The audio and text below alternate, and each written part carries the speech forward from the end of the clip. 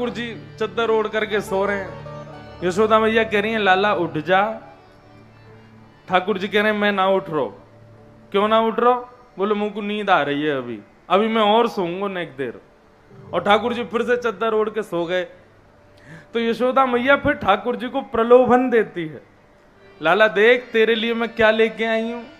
जैसे मां बालक को उठाती है, पहले प्यार से उठाने का प्रयास करती है, उसको कोई ना कोई प्रलोभन देती है, उसको किसी ना किसी तरफ उसका ध्यान भटकाती है।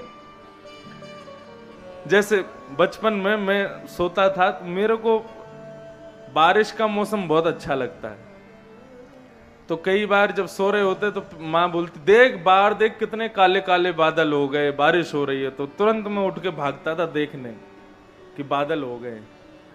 ऐसे ही माँ प्रलोभन देती है। यशोदा मैया क्या प्रलोभन दे रही है? तेरे कारण श्याम सुंदर मैं नई मुरलिया लई,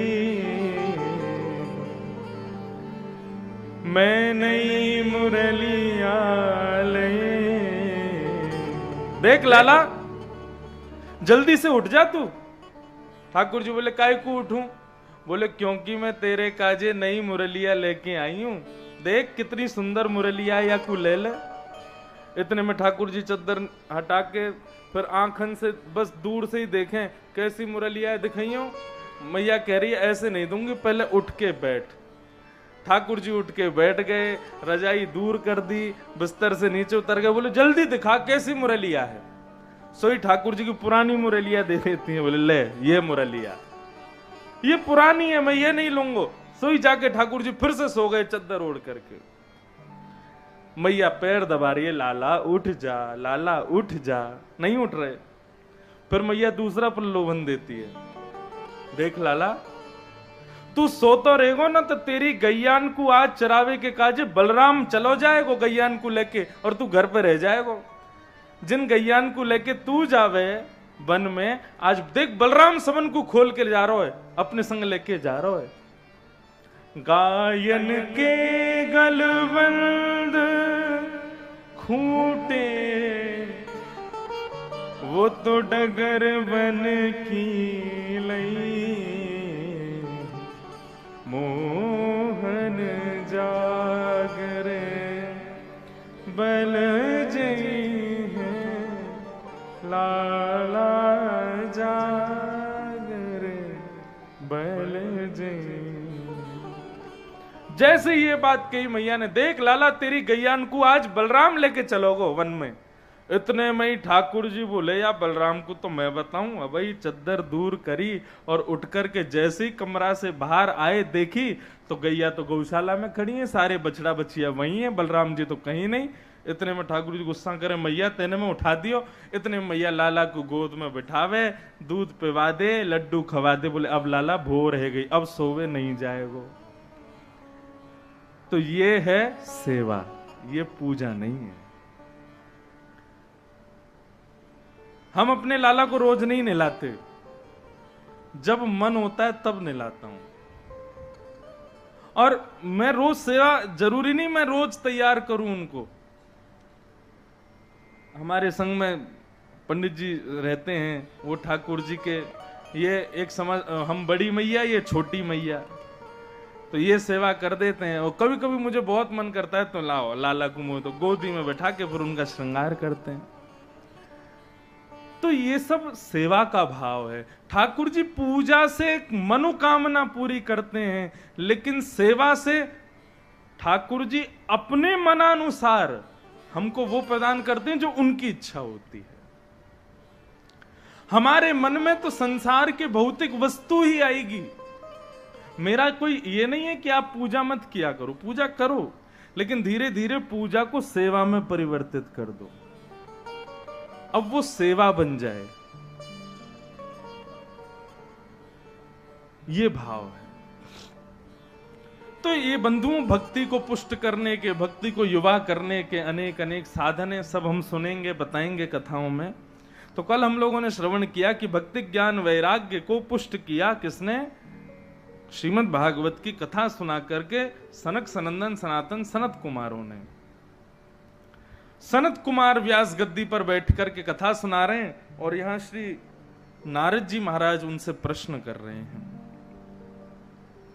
नारद जी ने प्रश्न किया कि महाराज, भागवत की कथा सुनने से के विशुद्धियन्ति वदन्ति मह्यम सप्ताह यज्ञेन कथामयेन कृपालुभिर्लोक हितम विचार्यम प्रकाशतः कोपि नवीन मार्गम। भागवत की कथा सुनने से कौन कौन से पापी अपने पापों से मुक्त हो जाते हैं, हमें कृपा करके ये बतलाइए। अच्छा बंधु, अब मैं थोड़ा ध्यान केंद्रित करूं, सब लोग इधर देखो, ध्यान से चुपचाप कथा श्रवण करो बस।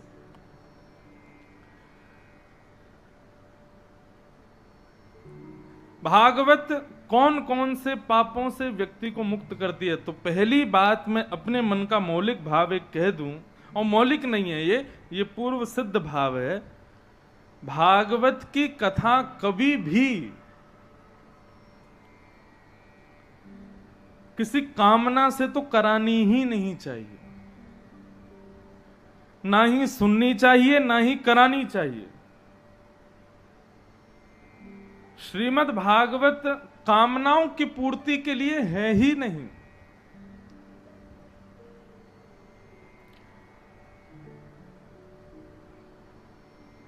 चतुर्विध पुरुषार्थ हैं, धर्म, अर्थ, काम और मोक्ष। इन चतुर्विध पुरुषार्थ की प्राप्ति के लिए भी भागवत की कथा नहीं होती। भागवत की कथा के पीछे कोई कामना या कोई मनोकामना आदि ऐसा नहीं होना चाहिए। आज एक माता मिलने आई थी, उन्होंने एक प्रश्न किया मुझसे सुबह कि महाराज जी, हमारा बहुत बड़ा घर था, बहुत बड़ा व्यापार था, बहुत बड़ा सब कुछ था, और हम लोगों ने जो है अपने घर में 2 बार कथा कराई, और 2 बार कथा कराने के बाद आज स्थिति यह है कि हमारा व्यापार भी ठप हो गया, हमारा घर भी बिक गया, हमारा ये भी हो गया। इसका मतलब क्या? किसी को दोष नहीं दे रहे हम, मतलब आपके कहने का भाव क्या ये तो नहीं था कि हमने भागवत की कथा कराई तो उससे हमारा घर बार सब चला गया। और उन मां का ऐसा भाव नहीं था, वो ये कह रही थी कि हमारे घर के लोग ये संशय करते हैं कि हमने भागवत की कथा कराई लेकिन हमको मिला क्या, बल्कि हम तो लुट गए, हमारा तो सब कुछ चला गया, हमारे घर में कुछ आया तो है नहीं। पहली बात, श्रीमद् भागवत की कथा किसी भी वस्तु की प्राप्ति के लिए कभी मत कराना। भागवत की कथा कोई वस्तु की प्राप्ति के लिए नहीं होती है, ना धन की प्राप्ति के लिए, ना वैभव की प्राप्ति के लिए, ना अन्य अपनी मनोकामनाओं की पूर्ति के लिए। श्रीमद् भागवत मनोकामना, मैं फिर पुनः कहूं, आपकी मनोकामना पूरी नहीं होगी, आपके लिए जो उचित होगा वो पूर्ण होगा। जैसे छोटा बालक अपनी मां से कहता है कि मुझे पेप्सी पीनी है, मां 2 थप्पड़ मारती, पेप्सी पिएगा, गला खराब हो जाएगा तेरा, क्या पीना है फिर? बोले ले लस्सी पी, दूध पी, छाछ पी। अब 2 बातें, बालक यहां पर मनोकामना पूरी करना चाहता है, लेकिन मां उसको क्या देती है? मां वो देती है जो उसके लिए उचित हो। तुम्ही हो माता पिता, तुम्ही हो। भागवत की शरण में आए हैं, इसका मतलब क्या है? इसका मतलब यह है कि अब हमारी मनोकामनाएं सब बाहर हैं, ठाकुर जी हमारे लिए जो उचित हो वो हमको प्रदान करो। यहां पर आपकी मनोकामनाओं की पूर्ति नहीं होगी, आपके लिए जो उचित है वो आपको प्राप्त होगा। तो पहली बात तो भागवत से कोई मनोकामना सिद्ध नहीं होती। भागवत कराने से आपके घर में कुछ कष्ट हो गया, आदि आदि हो गया, ये सब हो गया, ऐसा विचार नहीं करना चाहिए। कई बार जीवन में ठाकुर जी संकट इसलिए देते हैं क्योंकि वो संकट किसी बहुत बड़ी खुशखबरी को न्योता दे रहे हैं। जीवन में कई बार संकट आते हैं तो वो संकट इस रूप में आते हैं जैसे कि शरीर में कोई फोड़ा हो जाए। अब फोड़ा होने पर आप वैद्य के पास गए, डॉक्टर के पास गए, आपने कहा कि महाराज ये फोड़ा मुझे हो गया। डॉक्टर बोलेगा लाओ उसको अभी निकालता हूं। डॉक्टर ने जोर से आपका हाथ पकड़ा और जैसे ही फोड़े को वो नोचने लगे तो आपने अपना हाथ हटा लिया। बोले आप ये क्या कर रहे हो? बोले कि तेरा फोड़ा दूर कर रहे हैं। आपने कहा नहीं नहीं ऐसे नहीं, मुझे बहुत दर्द हो रहा है, मेरे शरीर का फोड़ा है, कोई बात नहीं, मैं दर्द नहीं सहूंगा, इसको अपने पास ही रख लूंगा, इसको दूर मत करो। वैद्य क्या करेगा? जबरदस्ती पकड़ करके तुम्हारे हाथ पैर बांध करके कैसे भी करके उसको निकालेगा। तो जिस समय वो निकालेगा उस समय वो हमको साक्षात यमराज का स्वरूप लगता है। बोले कितना निर्दयी है, कितना दुष्ट है, हमारे फोड़े को कितनी बुरी तरह निकाल रहा है। लेकिन वास्तविकता यह है कि यदि वो नहीं निकालेगा, नहीं दूर करेगा, तो वो आज एक जो है वो एक दिन अनेक हो जाएगा। आज जो एक जगह कष्ट दे रहा है, ना जाने कल वो कितनी जगह कष्ट देगा। ठीक बंधुओं, इसी प्रकार हमारे जीवन में जो कष्ट आते हैं, हमारे जीवन में जो कभी कभी नीचाव हमको देखने पड़ते हैं, कभी कोई ऊंचाइयां भी दिखाते हैं ठाकुर जी, लेकिन कई बार जीवन में ऐसा होता है कि खूब ऊपर उड़ रहे थे, खूब आसमान में चल रहे थे, लेकिन कुछ ऐसा हो गया जिसकी वजह से सब समाप्त हो गया। उसको इसी भाव से ठाकुर जी की कृपा मान के स्वीकार करो कि शायद इस जन्म का या कोई पूर्ववर्ती हमारा कोई अपराध होगा जिसको ठाकुर जी हमसे भुगवा रहे हैं, लेकिन विश्वास करना ठाकुर जी एक दिन पुनः फिर उन ऊंचाइयों पर लेके जाएंगे। उसको स्वीकार करो। अब उसके लिए दूसरों को दोष नहीं देना चाहिए। हमने ये कराया इससे ये हो गया, हमने वो कराया उससे वो हो गया, हमने ऐसा किया शायद कहीं उससे तो नहीं हो गया। ये संशयात्मक बुद्धि कभी मत रखो, नहीं तो ये चीज आपको ना जाने कितना दुख देगी।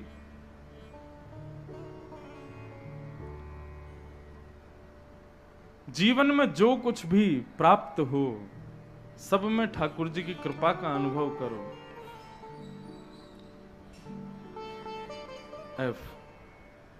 एक भजन गाया जाता है, कृपा की न होती जो आदत तुम्हारी, कृपा की न होती,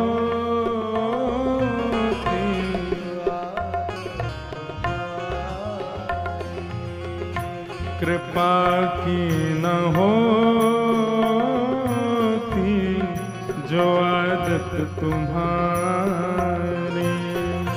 कृपा की न होती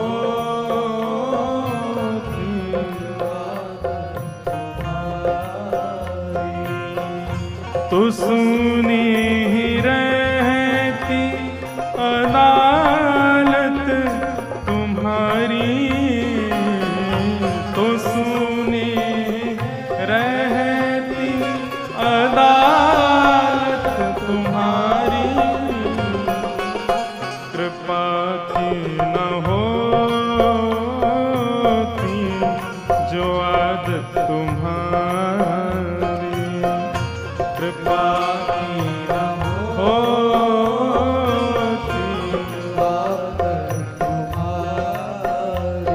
ओ कृपा की न होती जो आदत तुम्हारी, कृपा की न होती जो आदत तुम्हारी। श्री जगन्नाथ महाप्रभु की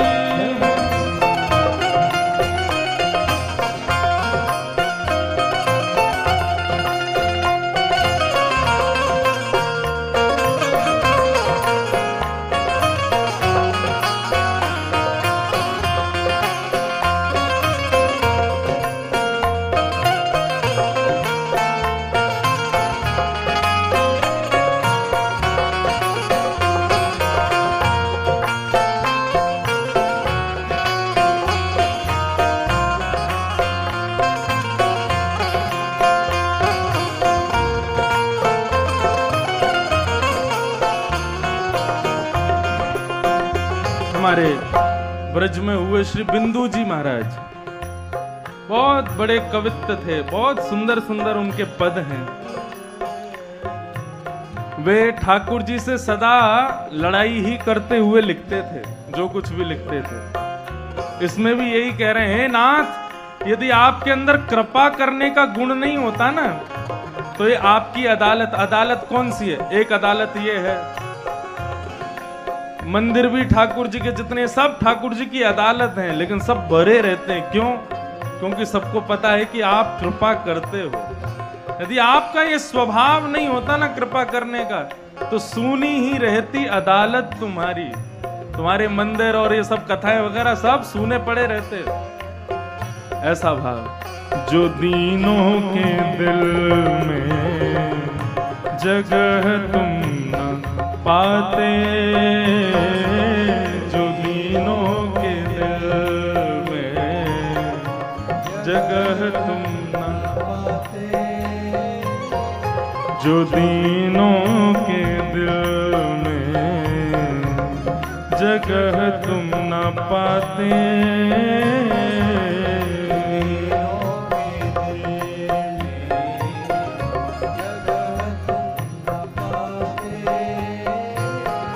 तो किस दिल में होती हिफाजत तुम्हारी, तो किस दिल में होती हिफाजत,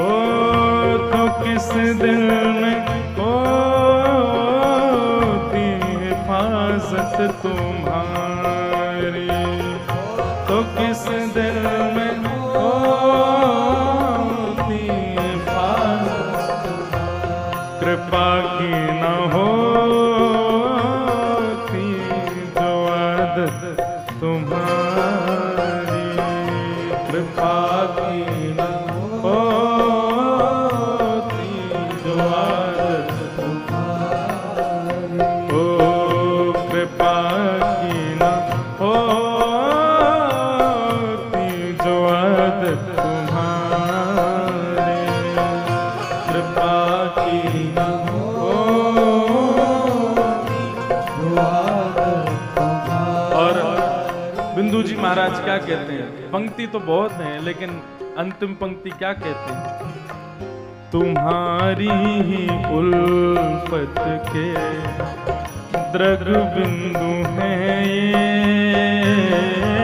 तुम्हारी उल्फत के द्रग बिंदु हैं, तुम्हारी ही उल्फत के द्रग बिंदु हैं ये, तुम्हारी उल्फत के द्रग बिंदु तुम्हें सौंपते अमानत तुम्हारी, तुम्हें सौंपते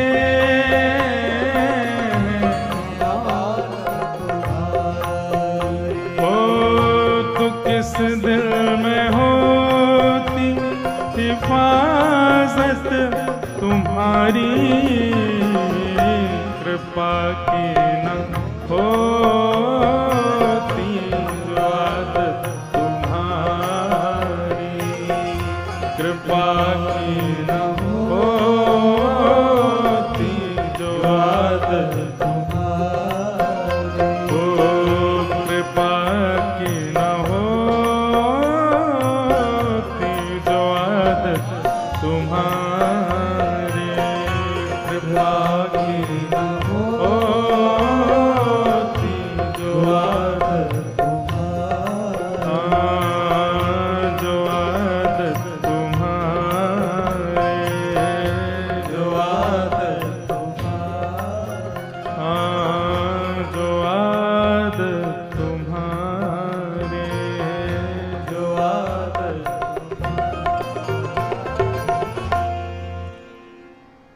ठाकुर जी का ये गुण है कृपा करने का, वे कृपालु हैं। और इस गुण को जैसे मानव का किसी किसी के गुण होते हैं, वो चाह करके भी अपने उस गुण से रह नहीं पाते। ऐसे ठाकुर जी के अंदर सबसे विशेष गुण है कृपा का। आपको पता है जगन्नाथ भगवान कितनी देर सोते हैं? 2 घंटे। और वो 2 घंटे भी सोते नहीं हैं, वो अपनी नित्यचर्या करते हैं। श्री जगन्नाथ भगवान का मंदिर रात में कितने बजे बंद होता है ये कोई नहीं बता सकता आपको। कोई कहेगा 11 बजे, कोई कहेगा 12, कभी कभी 1 बजे तक तो मैंने दर्शन किए कितनी बार। और 3:30 बजे, सुबह 4 बजे ठाकुर जी का फिर से उत्थापन हो जाता है, बहुत जल्दी उठ जाते हैं। और ये 2-2.5 घंटे के लिए भी जो मंदिर बंद होता है उसमें भी जगन्नाथ भगवान सोते होंगे, ये संभव ही नहीं है। क्योंकि जगन्नाथ महाप्रभु अनमिष हैं। अनमिष कहते हैं, इनको कहते हैं निमिष। ये जो पलकें होती हैं इनको कहते हैं निमिष। हम सब कौन है? हम सब निमिष हैं, हम सबके पलकें हैं। लेकिन श्री जगन्नाथ भगवान कौन है? बोले अनमिष। उनके निमिष नहीं है, उनके पलकें नहीं है। उनके ये आंख बंद होने वाला जो ये एक्स्ट्रा ये ठाकुर जी ने दिया, ये जगन्नाथ महाप्रभु का नहीं है। क्यों नहीं है? बोले ताकि मेरे नेत्र सदा सर्वदा खुले रहें और आगे आने वाले प्रत्येक भक्त को मैं देख सकूं, इसलिए अनमिष हैं श्री जगन्नाथ महाप्रभु। अनमिष बन के बैठे हैं। कहीं ऐसा ना हो जाए कि कोई भक्त बहुत दूर से आवे मेरा दर्शन करने के लिए और उसी समय मैं थक हार करके कहीं अपनी पलकें झपका लूं और एक क्षण के लिए जैसी मैं पलक झपकाऊं भीड़ के रेले ने वो भीड़ का रेला उसको धक्का दे दे और उसको आगे कर दे और वो मुझे देख ना पावे, वो मुझे दिख ना पावे। इसलिए ठाकुर जी अनमिष बन के बैठे हैं ताकि मेरी पलकें गिरे ही नहीं। जगन्नाथ जी के बड़े बड़े भाव हैं। अनमिष पहला भाव। जगन्नाथ जी के कान नहीं है, कानों का दर्शन नहीं होता श्री जगन्नाथ प्रभु का। आंख नहीं है, कान नहीं है, इसका मतलब ये कुछ गलत मत निकाल लेना। दर्शन नहीं होता जगन्नाथ जी के स्वरूप में, कानों का दर्शन नहीं होता। क्यों? उसके पीछे भाव क्या है? श्री जगन्नाथ प्रभु कहते हैं कि कल को कोई भक्त मुझे पुकारे, हे नाथ मेरी रक्षा करो, हे जगन्नाथ पाहि माम, हे जगन्नाथ रक्ष माम। कोई मेरे से रक्षा की प्रार्थना करे, कोई दर्शन की प्रार्थना करे, तो उस पर कृपा करने के लिए जब मैं जाऊं, तो कभी कभी हम लोग कहीं को जाते हैं तो 4 लोग राय देने वाले रोक लेते हैं बीच में, हैं? अब हम राहुल केला आ रहे थे तो 5 लोगों ने राय दी। बोले अच्छा राहुल केला जा रहे हो? बोले हाँ। अच्छा वो तो ऐसी जगह है, वहाँ के लोग तो ऐसे हैं, वहाँ तो ऐसा है, वहाँ का मौसम ऐसा है, वहाँ पर ये है वो है। तो 4-5 लोग पूछते हैं कहाँ जा रहे हो, बता दो, तो फिर राय जरूर देते। अच्छा वहाँ जा रहे हो, वहाँ के लोग तो ऐसे हैं। अब कैसे हैं ये तो मैं नहीं बताऊंगा, क्या बताया था ये तो आप प्रूव करके दिखाओ कि आप कैसे हो। वैसे अभी तक तो सब बढ़िया है, सब अच्छा है। तो श्री जगन्नाथ महाप्रभु जो हैं उन्होंने अपने कानों का दर्शन नहीं कराया। इसका मतलब क्या है? कल को कोई भक्त बुलावे और मैं उसकी रक्षार्थ जाऊं, कल को कोई मुझसे पूछे, बगल में सुभद्रा जी बैठी हैं, बलराम बैठे हैं, पीछे लक्ष्मी बैठी हैं, इतने सारे देवी देवता, मैं कहीं जाने लगूं और ये लोग मुझसे पूछें कहाँ जा रहे हो, तो मैं कहीं बता दूं कि भाई उस भक्त की रक्षा करने जा रहा हूं, तो फिर मुझे उसके बाद इनकी सुननी नहीं है कि ये कहें अरे वो जगह अच्छी नहीं, वो भक्त ऐसा नहीं है, वो भक्त आपके लायक नहीं है, वो स्थान आपके लायक नहीं है, कहीं ये लोग मुझे टोके ना। इसलिए जगन्नाथ भगवान ने अपने कान ही नहीं बनाए। जब ठाकुर जी कृपा करने के लिए जाते हैं तो लक्ष्मी कहती है अरे वो स्थान आपके लिए नहीं है, तो ठाकुर जी चले ही जाते हैं। कृपा करके जब लौट करके आते हैं तब लक्ष्मी कहती है मैंने बार बार मना किया था उस स्थान पर मत जाना, आपने सुनी नहीं। ठाकुर जी कहते हैं कहां से सुनूं, कान ही नहीं है। तुमको दिखे कान मेरे? कान हैं तो फिर सुनना पड़ेगा आपको। लेकिन श्री जगन्नाथ महाप्रभु ने कान ही का दर्शन ही नहीं कराया। बोले कि कहीं कोई कल को मुझे रोके ना, कोई टोके ना। अनमिष हैं श्री जगन्नाथ जी। बिना कानों के दर्शन के हैं श्री जगन्नाथ जी। ये कान का दर्शन नहीं है, नेत्रों के ऊपर पलकें नहीं है। इन सब का भाव क्या है कि जगन्नाथ कृपालु है। श्री जगन्नाथ कृपा, और इससे बड़ा कृपालु क्या होंगे। हम अपना हाथ, स्कूल में वो क्या होती थी, प्लेज होती थी, तो ऐसे हाथ करके प्लेज करते थे, और मैं भारतीय हूँ, भारतीय सब नागरिक मेरे भाई बहनें आदि आदि वो सब होता था। इतने में भी हमारा हाथ थक जाता था, 2-3 बार नीचे कर लेते थे, टीचर पीछे से आता था, मारता, थप्पड़ ऊपर करो। तो इतने में भी हमको कितना कष्ट होता। वो 5 मिनट की प्लेज नहीं होती थी हमसे, और श्री जगन्नाथ महाप्रभु लाखों वर्षों से ऐसे ही खड़े। क्यों खड़े हैं? बोले यदि कोई वैष्णव भक्त आवे, यदि कोई ब्रजवासी आवे, यदि कोई प्रेम उन्मुक्त भक्त मेरे आवे, तो उसके लिए मानो श्री जगन्नाथ जी अपनी भुजाएं खोल करके खड़े, आ जा मेरे गले लग जा भाई। और ऐसा भी नहीं, हमको जय जय श्री राधे में हाथ ऊपर करने में, करताल बजाने में, हाथ ऊपर करने में कष्ट होता है, लेकिन श्री जगन्नाथ महाप्रभु सदा सर्वदा ऐसे ही खड़े हैं। ब्रजवासी वल्लभ सदा मेरे जीवन प्राण, इनको नाही बिसारी हूं, मोहि नंद बाबा की नंद बाबा की सौगंध खाते हुए ठाकुर जी कहते हैं, ब्रजवासी वल्लभ सदा मेरे जीवन प्राण, इनको ना ही बिसारी हो, मोहे नंद बाबा की आन। मैं नंद बाबा की सौगंध खा के कह रहा हूं, ब्रजवासी और मेरे वैष्णव भक्त ये मेरे प्राण हैं, इनको मैं कभी नहीं भूलता, इनको मैं कभी विस्मृत नहीं करता। बंधु, हम लोग कथा किस लिए सुनते हैं? हम लोग भजन कीर्तन, कई लोग कहते हैं ठीक है एक बार कथा सुन ली, बार बार सुननी जरूरी क्यों है? एक बार वृंदावन हुआ है, जगन्नाथपुरी हुआ है, बार बार जाना जरूरी क्यों है? दर्शन वही है, वृंदावन वही है, स्थान वही है, कथा भी वही है, बार बार इसको करो, ये हमारा धर्मशास्त्र क्यों कहता है?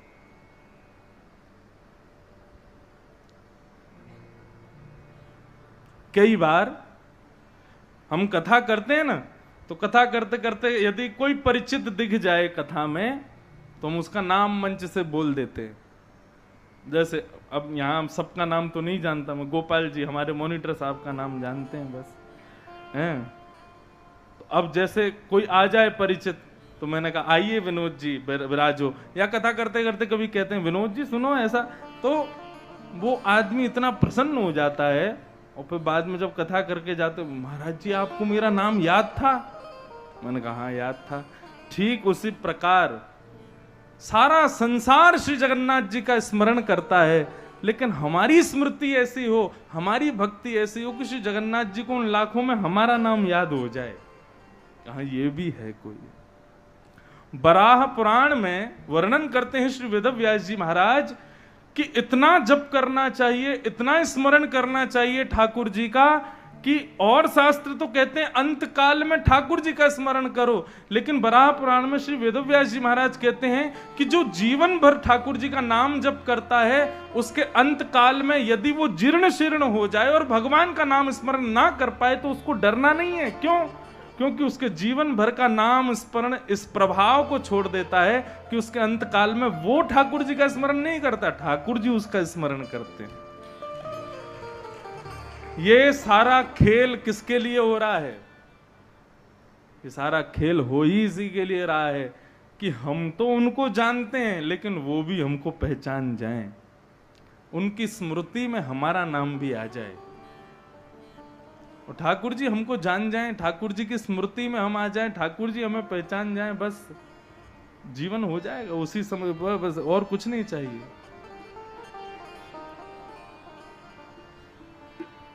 तो श्रीमद् भागवत की कथा बंधुओं किसी कामना की पूर्ति के लिए कभी मत कराना।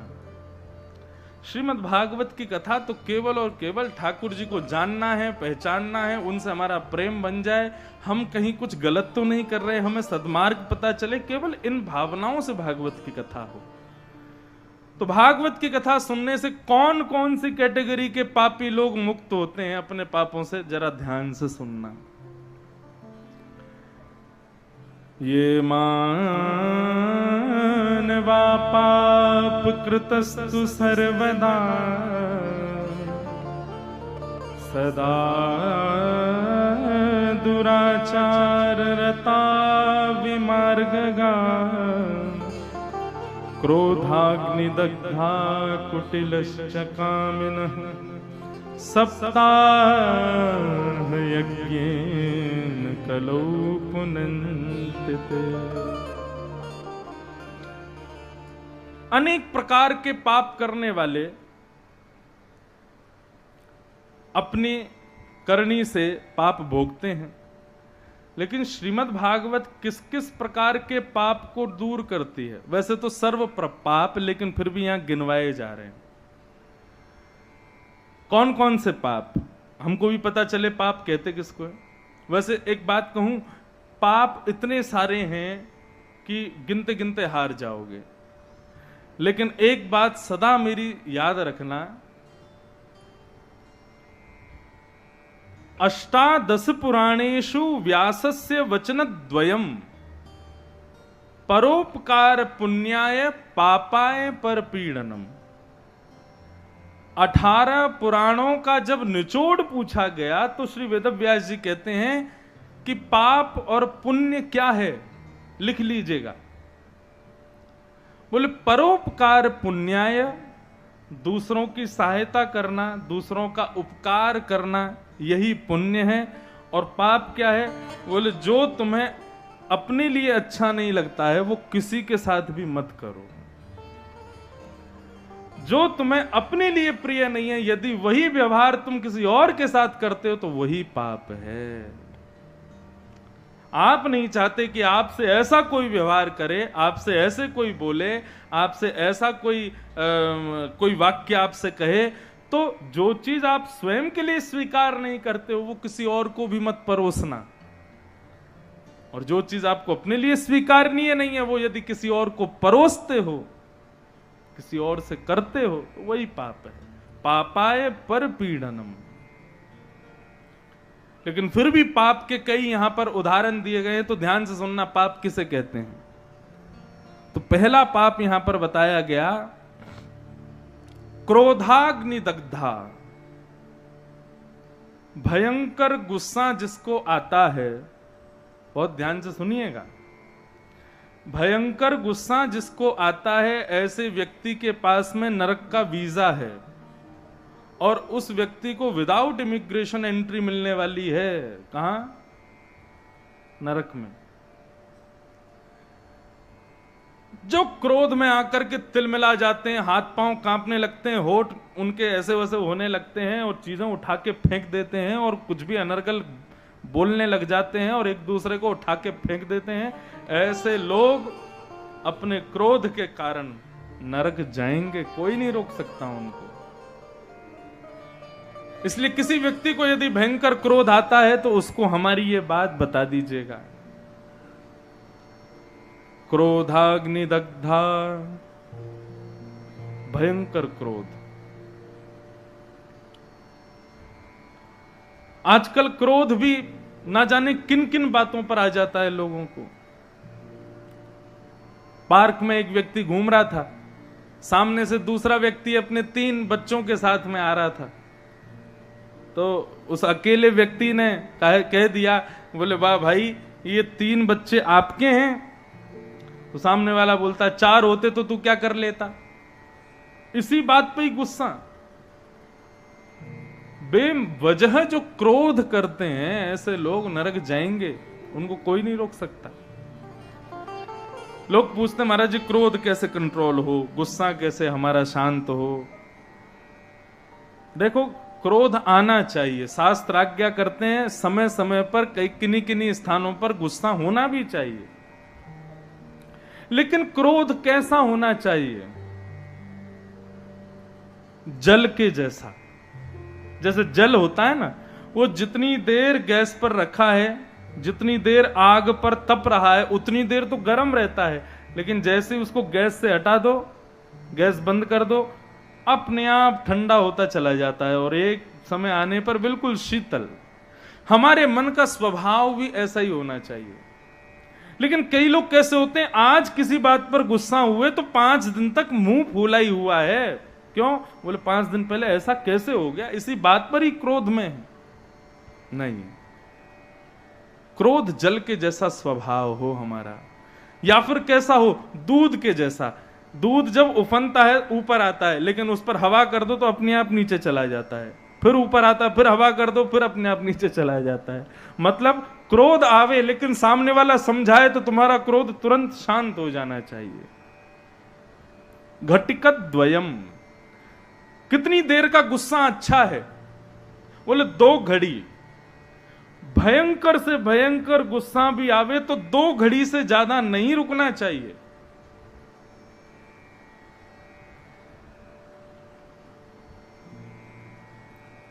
क्रोध ज्यादा नहीं।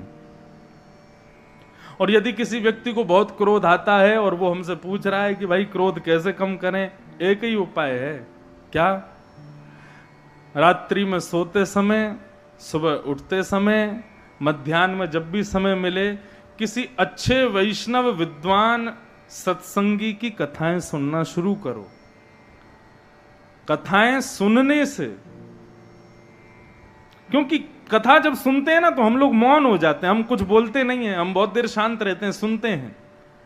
जब आप अपने दोनों श्रवणेंद्रियों को खोलते हो और अपनी वाक इंद्रिय को बंद रखते हो तो अपने आप क्रोध शांत होने लग जाता है। हमारा गुस्सा बढ़ क्यों रहा है? क्योंकि हमने यहां तो रुई घुसा रखी है, यहां से सुनते कुछ है नहीं, केवल बोलते हैं, इसलिए हमारा गुस्सा बहुत तेज होता है, तीव्र होता है। सत्संग सुनो, अच्छी अच्छी बातें सुनो, भगवान के सुंदर चरित्र सुनो, लीलाएं सुनो, उससे क्रोध शांत होता है। क्रोधाग्नि दग्धा कुटिलश्च कामिनः। जो कुटिल है, कुटिल किसे कहते हैं? चेहरे पर तो सामने तो ये दिखाएंगे कि आपके बहुत बड़े हितैषी हैं, लेकिन मन से क्या विचार करेंगे? कुटिल व्यक्ति का एक अर्थ बता दें तो ये जो अपने दुख से दुखी नहीं है, दूसरे के सुख से दुखी है, वो कुटिल है। और आज संसार में 90% लोग इसीलिए दुखी हैं। क्यों? कि वो सुखी क्यों है। कुटिलश्च कामिनः, कामी व्यक्ति यदि भागवत की कथा में आकर ये बैठने लगे तो उसके हृदय का जो काम, देखो बंधुओं, हमारे शास्त्रों में काम को कभी राक्षस नहीं कहा, काम को देव कहा, लेकिन राक्षस उसको हम लोगों ने बना दिया। वो देव है, वो राक्षस नहीं है, लेकिन राक्षसत्व उसमें हम लोग लेकर के आ गए हैं। सुंदर चर्चाएं सुनो ठाकुर जी की, सुंदर ठाकुर जी के लीला प्रसंगों को सुनो, वो पुनः देव बने, ये प्रयास करो।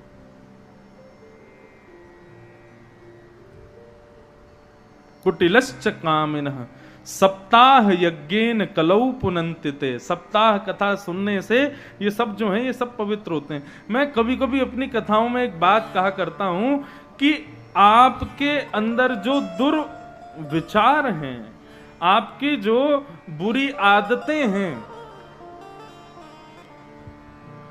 उन्हीं आदतों का यदि मार्ग बदल दिया जाए तो वही आदत आपको ठाकुर जी की प्राप्ति करा देंगे। काम, क्रोध, लोभ, मोह, ईर्ष्या, द्वेष, अभिनिवेश, अहंता, ममता, चिंता, ये सारे हमारे बौद्धिक बीमारियां हैं। कौन कौन सी? काम, क्रोध, लोभ, मोह, ईर्ष्या, द्वेष, अभिनिवेश, अहंता, ममता, चिंता, बहुत सारी हैं। ये सब हमारी दिमागी बीमारियां हैं जो हमको हो जाती हैं। किसी को काम सवार है, किसी को क्रोध सवार है, किसी के अंदर लोभ बहुत है, कोई बहुत भयंकर मोही है। इन सबको ठीक कैसे करोगे?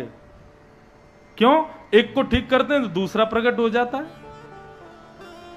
तो कई बार हम कथा चिंतन करते हैं, भागवत अध्ययन करते हैं, गुरुजनों के सन्मुख बैठते हैं, तो कई बार ऐसा चिंतन में आता है कि हमको अपने दुर्विचारों को, दुर्भावों को बदलने की जरूरत नहीं है। अपने उन दुर्विचार, दुर्भावों को, अपनी इन बुरी आदतों का यदि मार्ग बदल दिया जाए। क्रोध नरकगामी क्यों? क्योंकि क्रोध संसार के लोगों पर किया जा रहा है, और यदि वही क्रोध ठाकुर जी की भक्ति में प्रकट हो जाए तो वो क्रोध ही भक्ति बन जाएगा। एक माता जी थी, चतुर्भुज स्वरूप नारायण की सेवा करती थी। वृद्ध शरीर हो गया था उनका। उनका श्रृंगार करना, इत्र लगाना, भोग लगाना, उनकी आरती करना, ये उनका नियम था रोज का। एक दिन वो माता जी रसोई घर से भोग लेकर के आ रही थी, तो सामने फर्श पर बहुत जल पड़ा हुआ था। उस जल पर पैर फिसल गया और माँ का जो है पैर टूट गया। अब जैसे ही माँ का पैर टूटा तो लोग सब उनको लेकर के अस्पताल चले गए। अस्पताल में डॉक्टर उनके पैर पर प्लास्टर लगा रहा था। डॉक्टर को बोली, हाथ मत लगाओ मुझे। डॉक्टर बोला, क्या हो गया मैया? तुम मत छेड़ो, जिसने तोड़ा है वही ठीक करेगा मेरे पैर को। बोले, किसने तोड़ा? बोले, जिसकी मैं सेवा करती हूं, चतुर्भुज नारायण घर पे बैठा है मेरे, दिन रात मेरे से सेवा करवाता है, खाता है, पीता है, आनंद से सोता रहता है, उसी ने मेरा पैर तोड़ा है, वही ठीक करेगा। अब वो माता जी के बाल बच्चे सब बोले, ये तो ऐसी बोलती रहती हैं, आप प्लास्टर लगा दो। प्लास्टर लगा दिया। व्हील चेयर पर लेके मैया को घर आए लौट के। मैया बोली, कमरे में नहीं जाऊंगी, मंदिर में लेके चलो, चतुर्भुज नारायण के सामने लेके चलो। मैया को वहां ले गए। बच्चों से बोली, तुम लोग जाके सो जाओ, किवाड़ बंद कर दो, मुझे इनसे बातें करनी है। बच्चे चले गए। बोले, अभी मैया हैं, इनसे क्या समझाएं इनको। तो मैया वहां बैठी बैठी ठाकुर जी से कह रही है, क्या कमी छोड़ी तुम्हारे भजन में? हाँ, मेरे पति मुझसे छीन लिए, मेरा एक बेटा मुझसे छीन लिया, मेरा परिवार पूरा उजाड़ दिया, कभी कोई शिकायत की आपसे मैंने? मेरे बेटे का व्यापार नहीं चलता, मेरे घर में रात्रि में भोजन कभी कभी नहीं बनता, लेकिन तुमको कभी भूखा रखा मैंने? आज तुम्हारा ही भोजन लेकर के आ रही थी और पैर फिसला दिया, मेरा पैर तोड़ दिया। अब भी चाहते हो कि मैं शांत बैठी रहूं, कुछ ना कहूं तुमसे, लेकिन आज मैं शांत नहीं बैठूंगी। मेरा पैर अभी इसी वक्त ठीक करो, और यदि तुमने मेरा पैर ठीक नहीं किया तो मैं पत्थर लाके तुम्हारा पैर तोड़ दूंगी। ठाकुर जी से बोली। और जैसे ही उन्होंने ये भाव प्रकट किया, ठाकुर जी प्रकट हो गए और प्रकट होके उनको प्रणाम करके उनका पैर स्वस्थ कर दिया। कहने का अभिप्राय है क्रोध ही, लेकिन वही क्रोध संसार के लिए हो तो वो नरकगामी बना देता, और वही क्रोध ठाकुर जी के लिए हो गया तो वही भक्ति को और प्रपन्न बना देता, और श्रेष्ठ बना देता है।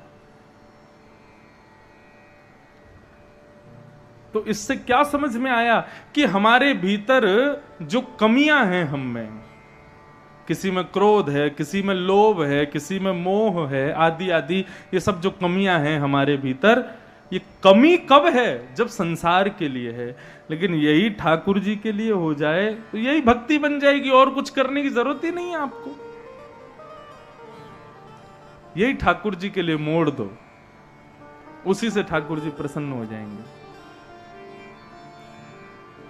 मीराबाई का सदा भाव रहता था कि मेरे तो गिरधर गोपाल दूसरो न कोई, जाके सिर मोर मुकुट मेरो पति सोई। मेरे केवल गिरधर गोपाल हैं। उनके भीतर जो गुण था, वो क्या गुण था बताओ? मीराबाई के अंदर मोह था। जो मोह हमको हो जाता है, ये मेरा बेटा, मेरी बेटी, मेरी पत्नी, मेरे बच्चे, मेरी दुकान, मेरा मकान, मेरी गाड़ी, मेरी दौलत, ये सब जो मोह हमारे भीतर होता है, यही मोह था मीराबाई में। लेकिन मीराबाई का मोह संसार में नहीं था, ठाकुर जी में था। वही मोह भक्ति बन गया उनकी। और सुनो, तुलसीदास जी महाराज, उनके भीतर क्या था? स्पष्ट कहना थोड़ा विचित्र लगेगा सबको, लेकिन कह दूं तो कुछ लोग विचार मत करना। श्री तुलसीदास जी महाराज अपनी पत्नी से बहुत प्यार करते थे, इतना प्रेम करते थे कि रात्रि में सोते भी थे तो पत्नी का हाथ पकड़ करके सोते थे। जब से ब्याह हुआ वर्षों बीत गए, पत्नी अपने मायके ही नहीं गई। क्यों? तुलसीदास जी जाने ही नहीं देते थे। और रात में कभी आंख खुल भी जाती थी तो देखते थे कहीं चली तो नहीं गई, कहीं उठ के जा तो नहीं। वो बेचारी रात में कभी जलपान करने भी जाती तो तुलसीदास जी उठ के बैठ जाते, तुम कहीं जली तो नहीं जाओगी ना? वो कहते कि नहीं, मैं कहीं नहीं जा रही हूं, यहीं बैठी हूं तुम्हारे सिर पर ही। लेकिन एक दिन तुलसीदास जी की पत्नी, रात्रि में देखा तुलसीदास जी गहरी नींद में सोए हैं, अपना हाथ बचा करके और धीरे से उठ करके किवाड़ खोली घर की और तुरंत भाग गई अपने मायके। अर्धरात्रि में, अर्धरात्रि में तुलसीदास जी उठे, उठ करके जैसे ही देखा अपनी पत्नी को पास नहीं पाया, व्याकुल होकर के घर में खोजने लगे, अरे तुम कहां चली गई, तुम कहां हो? आधी रात में पूरा मोहल्ला जगा दिया उन्होंने कि मेरी पत्नी कहां है, तुम्हारे घर में तो नहीं है, जरा ढूंढो तो सही। इतना प्रेम अपनी पत्नी से। इसको प्रेम नहीं कहेंगे, इसका नाम कुछ और ही है।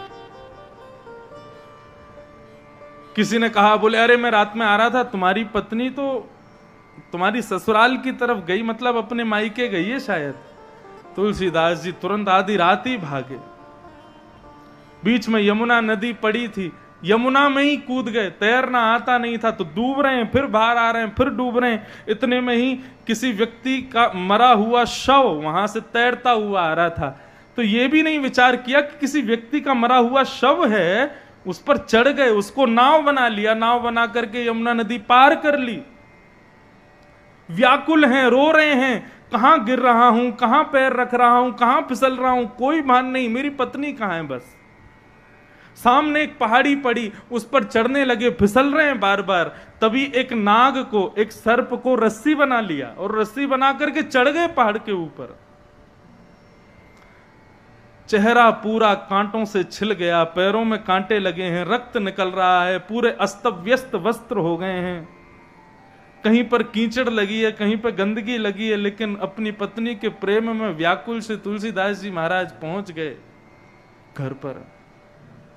जैसे ही वहां पहुंचे, गेट खटखटाया तो पत्नी ने ही खोला, और जैसे ही पत्नी को देखा मुस्कुराने लगे और अपने अपने अंग से लगाने लगे। बोले देवी तुम कहां चली गई थी, तुमको पता मैं कितना व्याकुल हो रहा था तुम्हारे लिए।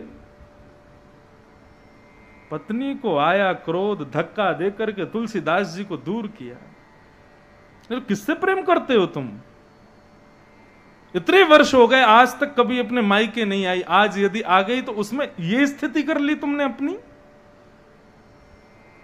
तुम्हारे अंग अंग से मानो जैसे किसी मरे हुए मुर्दे की दुर्गंध आ रही है, रक्त निकल रहा है, पैरों में कांटे लगे हैं, अस्त व्यस्त वस्त्र हो गए। ऐसा प्रेम नहीं चाहिए मुझे। इतनी तत्परता से प्रेम इस हाडमांस के पुतले से करते हो। यदि इतनी तत्परता का ये प्रेम तुमने श्री रघुनाथ जी से किया होता तो आज तुम्हारी गोद में श्री राम जी खेल रहे होते। दूर बैठे पड़े हुए तुलसीदास जी ने अपनी पत्नी के इन वचनों को सुना, नेत्र बंद करके 2 क्षण विचार किया और बोले बात तो सही कह रही है। आज इतनी मेहनत करके मैं इसके पीछे पीछे भागता हुआ आया, इतनी तत्परता, इतनी लगन से इससे प्रेम करता हूं, और इसने क्या किया? ठुकरा दिया, मुझे धक्का दे दिया। यदि वास्तव में इतना प्रेम हरि से किया होता तो आज हरि मेरे सामने होते। एक क्षण के लिए नेत्र बंद किए, विचार किया, तुरंत नेत्र खोले, दृष्टि बदल गई तुलसीदास जी की। तुरंत अपनी पत्नी के चरणों में प्रणाम किया, बोले तू मेरी पत्नी नहीं, आज से मेरी गुरु है। और निकल पड़े चित्रकूट के घाट पर, भई संतन की भीड़, तुलसीदास चंदन घिसे, तिलक करत रघुवीर। गोस्वामी तुलसीदास जी महाराज ने आज घर घर में रामचरित्र को पहुंचाने वाली ऐसा दिव्य ग्रंथ मानस की रचना कर दी। क्या समझ में आया? वही तुलसीदास जी का जो हमको अवगुण जैसा दिख रहा था, वही गुण ठाकुर जी के लिए प्रकट किया तो वही भक्ति बन गया। आज ही रात को करना, अपने कमरों में बैठ करके कागज पेन लेके तुम में जितनी कमियां हैं सब लिख लेना, और उन कमियों में से उन कमियों को हम भक्ति कैसे बनाएं। ये जो मेरे अंदर अवगुण है, जो मेरी कमियां हैं, इनसे मैं ठाकुर जी को कैसे रिझाऊं, ये प्रयास करो। क्योंकि वो कमियां हैं, वो तुम्हारे अंदर जन्म से आ गई हैं, तुम्हारे अंदर संग से आ गई हैं, वो जा नहीं सकती हैं, उनको दूर करना बहुत कठिन हो जाएगा।